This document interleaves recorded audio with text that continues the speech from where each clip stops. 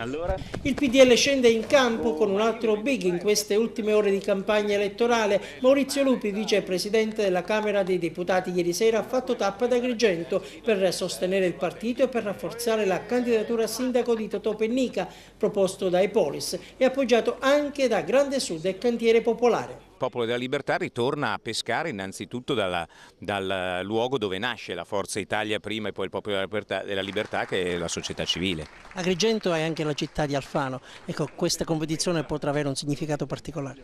No, se non è come se si votasse quando si è votato a Milano. Purtroppo Milano è la mia città e quindi io ci ho messo tutto, il cuore, l'impegno. E poi i cittadini a Milano purtroppo non ci hanno premiato, mentre ad Agrigento sono convinto che ci premieranno. E poi quindi per Alfano è solamente, che lo conosco bene, è solamente uno stimolo in più, ancora di più a far bene, a guidare bene il Popolo della Libertà e ad essere insieme alla sua gente, che poi è quella che lo ha cresciuto, lo ha generato e che gli vuole ancora bene.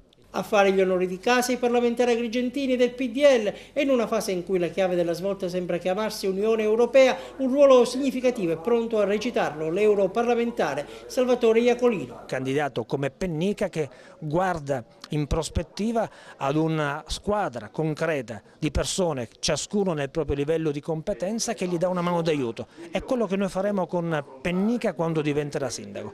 Gli daremo un supporto, saremo preziosi colleghi di una compagine più ampia nella quale noi ci riconosciamo nell'interesse esclusivo dei cittadini e della comunità di Agrigento. E per intercettare le provvidenze provenienti da Bruxelles, Pennica si è già assicurato a titolo gratuito un consulente di fama internazionale, ma intanto c'è da vincere la sfida elettorale. Coloro i quali ancora non hanno deciso per chi orientare la propria preferenza quale sindaco, il mio indirizzo è quello di dire che noi siamo alternativi a questa amministrazione uscente, lo abbiamo detto sin dal primo momento.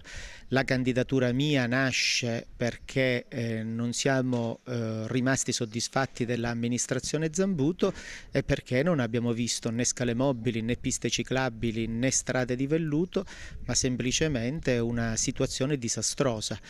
Quest'oggi ci sarà un comizio a Porta di Ponte, lì parleremo col cuore e con l'entusiasmo e incontreremo i tantissimi amici che in questo momento sono vicini al candidato sindaco e al candidato sindaco Pennica, e quindi sarà una manifestazione di piazza, un modo per incontrarci.